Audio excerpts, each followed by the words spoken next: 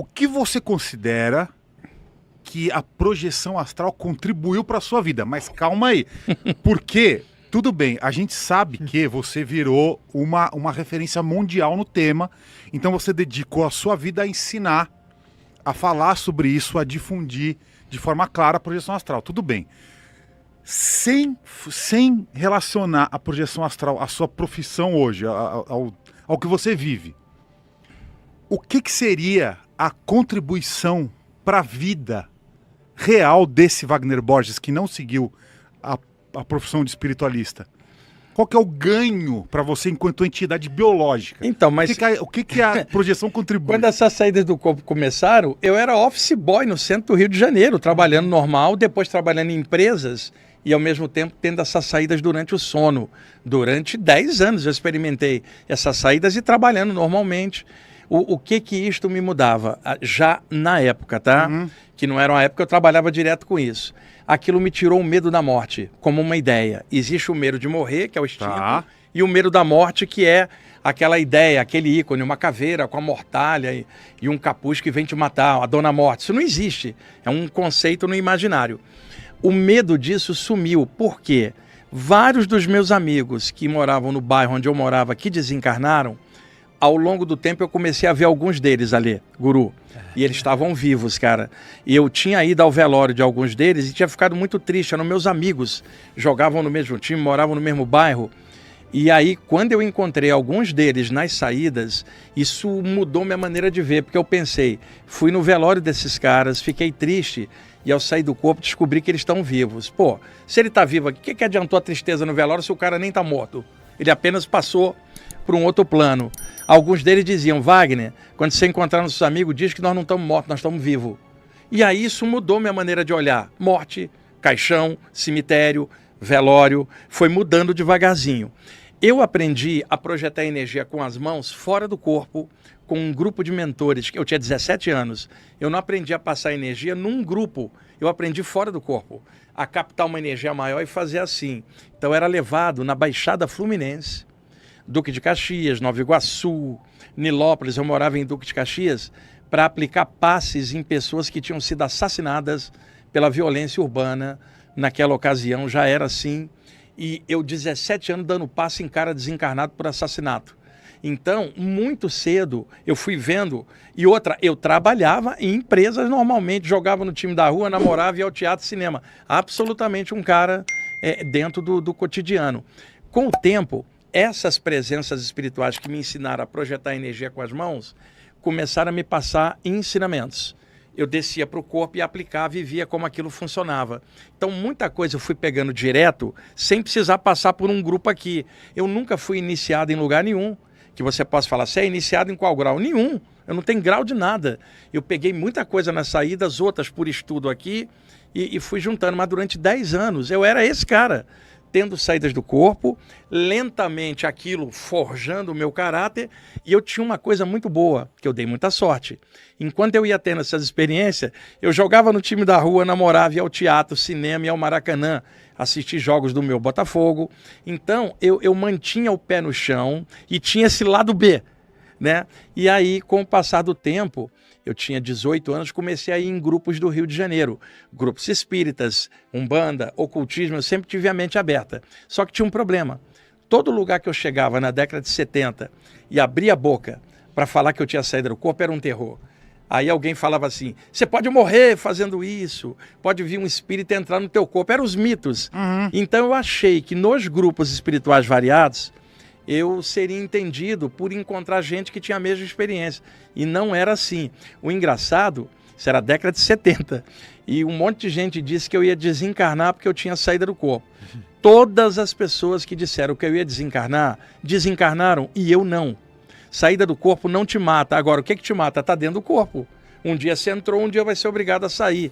A saída do corpo não causa morte. É a morte que vai causar a saída definitiva. Você não morre porque está fora do corpo. Você morre porque entrou num corpo ali. E um dia se submete a morrer dentro do corpo. Só que na época ninguém sabia disso, que não tinha esse estudo ainda em aberto. Então eu fui descobrindo essas coisas. Aquela saída do corpo também, ela me dava uma alegria muito grande quando eu voltava Guru, eu vinha com uma energia legal, sabia que não tinha morte, era apenas a passagem para outro plano, aquilo não era uma crença, eu não tinha lido aquilo, eu estava vendo.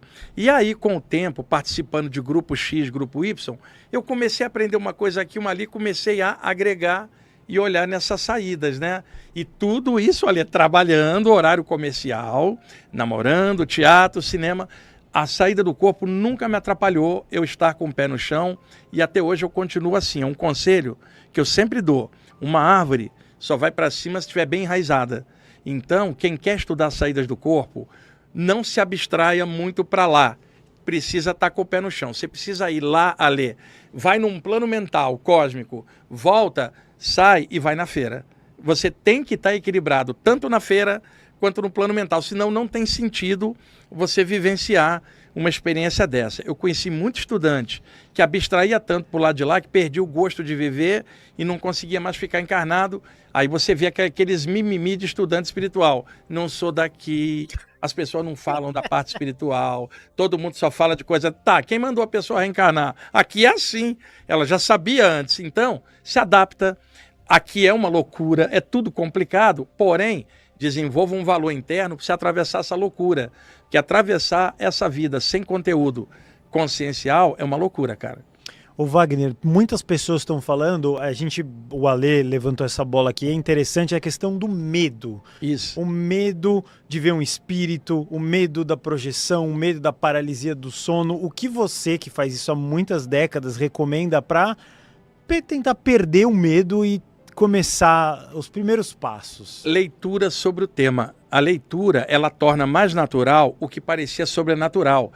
Sendo natural, o medo desaparece. Você se arrisca a dar o passo para frente. Se eu estou aqui, estou no limiar e tenho medo do outro lado, nada vai me fazer ir ao outro lado, a não ser que eu perca o medo, aí eu atravesso. Então, o medo é o maior inimigo de quem quer estudar uma saída do corpo. Por quê? Quando você tem medo, as glândulas adrenais em cima dos rins, descarrega uma carga de adrenalina no sistema e aí acelera os batimentos e acaba te travando porque você está pilhado, né? E se a pessoa está tranquila, sabe o que é, por exemplo, eu acordo paralisado, não consigo abrir os olhos, tento gritar, não sai som nenhum. A pessoa está apavorada, a paralisia do sono, chamada catalepsia astral ou projetiva. Eu acordo paralisado. Simplesmente eu tenho que me controlar para não rir, porque eu já sei que eu vou para fora do corpo em segundos. Não é que a paralisia me causa a saída, ela é fisiológica, é um estado alterado. Só que durante esse estado eu posso aproveitar para pular para fora, porque se eu não fizer nada eu vou ficar ali, ou vou despertar na vigília ou vou continuar paralisado. Flutuando para fora, você liquida a fatura, perde o medo, tá? Mas ela vai ter que vencer o medo. Um monte de gente fica travado na paralisia, porque ela não estudava antes o que era esta paralisia. Por exemplo, o pessoal que está perguntando, a maioria não aprofundou. Se tivesse aprofundado, veria que a maioria dos livros de saídas do corpo trata da paralisia e quase todo mundo tem. Ela entenderia que é mais natural, perderia o medo. Então, muita gente tem medo por não aprofundar essa temática. Muito legal. E aí, se a gente for aprofundar, assim, uma pergunta estranha, mas é real. Pode acontecer numa projeção astral de alguém tentar, porque aqui, se alguém vai me assaltar, por exemplo, ela fala, eu vou te matar. Sim. E lá, existe isso também? Olha, alguém fala, eu vou te matar, mas ele fala, eu já tô meio que fora do Quando corpo. eu era bem jovem, em algumas das saídas, eu vi espíritos com má intenção. E eles viravam para mim e falavam assim, eu vou te matar. Ameaçava. Eu começava a rir. Guru falava, olha, o corpo que morre está deitado lá, vai lá e tenta, porque aqui eu sou um ser imortal, os caras não podiam me matar. Outra, vou romper sua conexão com o corpo. Falei, vai lá, rompe. Isso não é uma corda, isso é um feixe de energia. Então, os caras não tinham poder sobre mim. Agora, pega uma pessoa que não sabe nada disso, ela sai, o espírito fala, vou te matar, vou te romper, a pessoa fica apavorada e é dominada pela entidade. O lance todo é falta de informação. Ameaças existem quando você tem medo. Sem o medo, nunca mais ninguém me ameaçou que ia me matar. Imagina, vou romper teu cordão de prata, que é o elo entre o corpo e a parte espiritual. Falar, isso aí não é uma corda.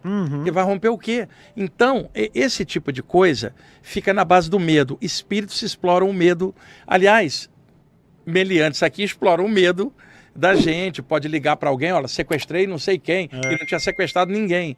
né? Então tem que perder o medo. Esse é um tema muito legal. Aqui tem um exemplo do cordão de prata, ó, no teu livro. Ó, vamos ver aqui. Pode dar um zoomzão se der aqui. O cordão de prata é o seguinte. Pode falar, nós estamos dentro de um campo energético, lembrando que o corpo humano é matéria, e matéria é energia condensada, né? Então, quando ocorre uma saída do corpo, que é a soltura da parte espiritual para fora da parte humana, formam-se feixes de energia de todas as partes do corpo, da cabeça aos pés, milhares de feixes, interligando a parte astral com a parte física. À medida que o corpo espiritual vai subindo, esses feixes vão se juntando até formar um feixe só, que a tradição hermética chamou de cordão de prata, que não é uma corda e muito menos de metal. Então, da parte dos 7 chakras saem os filamentos maiores, principalmente da cabeça, mas pode sair do peito e da barriga, formando um elo só. Lá na Bíblia, no Eclesiastes, o pregador da Bíblia, que era o sábio Salomão, sob pseudônimo, eu vou dizer para quem quiser pesquisar em casa, Eclesiastes 12, versículos 6 e 7. Ali o pregador diz o seguinte: na hora da morte, rompe-se o cordão de prata, o espírito sobe ao céu, o corpo desce à terra, significando que havia um elo, que ele chama de cordão de prata. Eclesiastes 12, versículos 6 e 7. Então, o que ele dizia? Um cordão de prata, por quê? É algo que liga duas partes. Por que prata? Porque aquilo era de energia e lembrava o brilho da prata, era uma metáfora. Séculos depois, os ocultistas pegaram essa expressão simbólica e chamaram de cordão de prata também. Como as pessoas não estudavam, vinha sempre o medo. Se é um cordão, alguém pode romper. Isto não é um cordão. Mas por que chama cordão? Por causa de um simbolismo do Eclesiastes. É um feixe de energia que só se rompe na hora da morte. Muitos autores achavam que esse cordão de prata era um elo do corpo espiritual para prendê-lo ao corpo humano. É o oposto. É um elo do corpo humano para segurar o espírito dentro. Como é que eu evidencio isso? Se o cordão de prata rompesse, qual dos dois corpos morre? O físico ou o astral? O físico. Então, quem precisa desse elo? O físico. Então, o corpo espiritual, antes de descer para a matéria, não tinha cordão nenhum. Esse cordão é feito na gestação, na aura do corpo, para segurar. Então, ele só se rompe na hora da morte, é o tempo de vida do corpo. Ele é formado dentro do útero da mulher, com a energia do pai e da mãe, ligando a pessoa à terra. Esse é um corpo da terra. Ao longo da vida, essa energia vai desgastando, por doença ou velhice, uma hora ela desgasta, desfaz a ligação. Ou algo que impacte o corpo físico, como um projétil, um atropelamento, e a pessoa é ejetada para fora, a saída do corpo não rompe o cordão se rompe, ou melhor, se dilui na ocasião da morte, do desgaste do corpo. Agora, guias espirituais, mentores, podem vir e ajudar a pessoa na soltura. Não é que eles vão romper o cordão de prata da pessoa, que a própria morte já acabou de desligar. O que eles vão fazer? Desemaranhar o espírito do restinho que sobrou de energia remanescente para passar a pessoa para o lado de lá. Não é uma corda, não é de prata. O nome cordão de prata é simbólico e ao longo do tempo, dependendo da época e da cultura vigente, surgiram um nome diferente. Fio de prata, teia de prata, cordão astral, elo perispirítico. Olha só, elo de prana. Agora, o único nome que eu não gosto é cabo astral.